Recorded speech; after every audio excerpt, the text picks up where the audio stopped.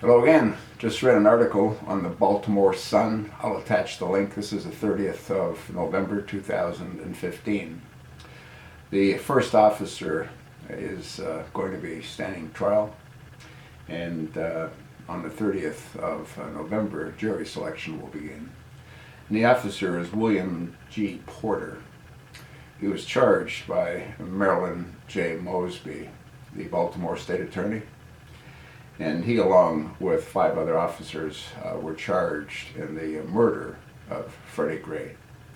Freddy Grey was arrested 22 different times.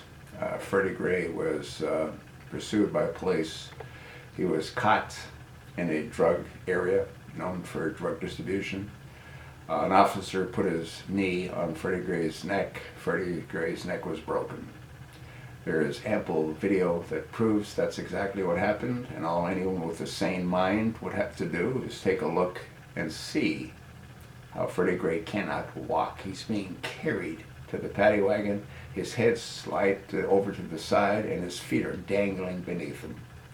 His neck was broken when he was on the sidewalk before he was picked up by the police and carried to the Patty Wagon. But it doesn't suit the agenda of this state attorney. What needs to be investigated is her family background. I've done videos on it. It's most interesting. A number of them, her father, her mother, her uncle, were all police. Her father was caught and charged for not only shaking down drug dealers, but keeping the drugs.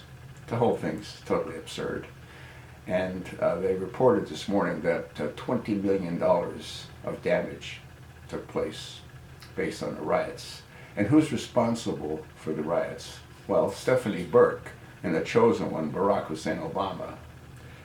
The President of the United States had called the mayor, Stephanie Burke, and suggested that the police should stand down, which they did as the savages went on a murder spree, burning and destroying the city. Apparently, they've stolen enough drugs to keep Baltimore high for the next 2 years. I think 27 pharmacies were destroyed in the process. They say $20 million worth of damage, plus the $6 million that were given to the parent, and I assume he only had one, of Freddy Grey. Absolutely insane. This should never have gone to trial. This is just a dog and pony show to appease that piece of crap playing president, Barack Hussein Obama.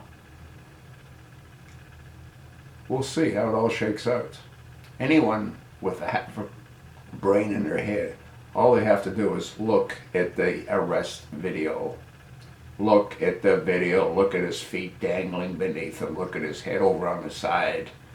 Other witnesses had said that he was twisted into a pretzel when he was on the ground. The arresting officers, or officer, who had his knee on his neck, broke his neck. I don't believe he did it intentionally. I don't believe he was even aware of it.